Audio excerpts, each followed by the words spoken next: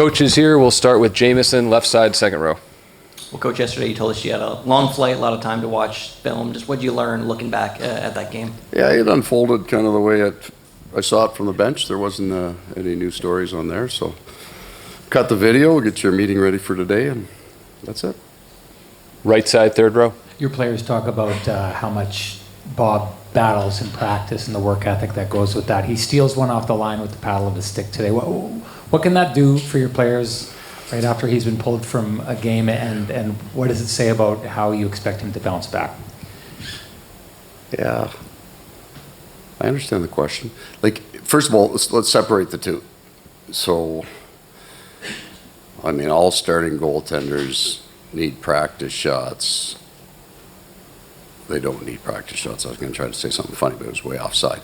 So I can't use that. So I just say these guys see so much. But he gets into the net, and we don't go very long. And it's great when he pulls one out. So that's part of him and part of his relationship with the team. It's why we do some of those drills that we do that don't seem particularly contested.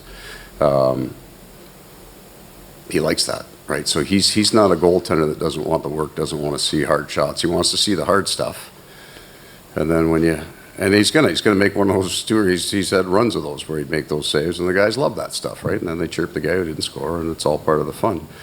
There's no bounce back like that. To be the second part of this. It's not like we were lights out and he had a tough night. I got him out of there because he wasn't going to have anything to do with anything positive that might happen. And fortunately, I think he got 25 minutes to get hockey instead of 40. We can get him out of there early. So he comes to play like everybody else.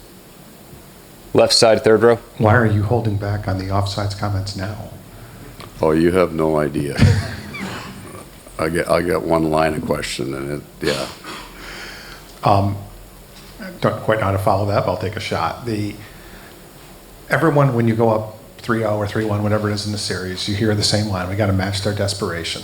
Is it something, even for a team in round 4 of a playoff, that you have to see that desperation first to really understand what that truly means? No, I think there's a lot of standard lines that come out with the volume of interviews that we do that make sense. I don't know that we're specific about our words. I think we needed to go through that experience. I mean, we would have traded the learning experience for a win, to be honest, but then you have to kind of embrace that learning, and this is true of sports. There are things you learn, but you don't get to necessarily keep them, right? They have to be constantly tested, constantly relearned, or the extreme idea is one team would win the Super Bowl and that they learned how. Nobody else gets to win a Super Bowl then forever. It's the same team for the next 25 years, right? So you got to constantly relearn, and that's what today was. Right side, first row. I have two for you. If you don't Of mind. course you do. Thanks. I know it's your job and everything, but how tough is it telling guys, hey, it's the Stanley Cup final, it's the playoffs, but you know, we got other guys that are going to play. You're not going to play, and are you dreading having to do that, or did you already do that to get? Yeah, that would be the toughest thing, right? But this point in time, you know, it's hasn't been Barkov, so that's going to be. Is everybody good back there? There's a cat in the back. And, you know when you lose the top off your water bottle at night and they get behind the bed? Yeah, that's what's going on back there. No need to look. So you're going to have to do a lot of editing there, George. It is tough. They also understand then for the good of the team, whether you like the coach or not, right? You do the right thing, you handle it as best you can, and you stay as part of the group. And is there going to be a change tomorrow? It looked like Lomberg was back on that left side. Yeah, I was certainly considering it. Okay. And my number 2 question really was, Florida Panthers are naming a new, I guess, they're not with the Everblades anymore. Yeah. I'm sure you knew that was coming, heard it through the grapevine, whatever. Got a guy on the inside. Kind of rough, I mean, you know, that you guys aren't aligned anymore, or? No, I don't think that's a situation that kind of touches either one of us, right? It makes understandably makes sense for our program with Charlotte, and then the proximity and ownership, and everybody understands that. And then the culture that they have there, the team that Craig brushed, that whole program that's been built, it's been like that since I was in Hartford, right? Since Mr. Kermanis owned it, they've got their own program. That doesn't change by affiliation over the years. Back left.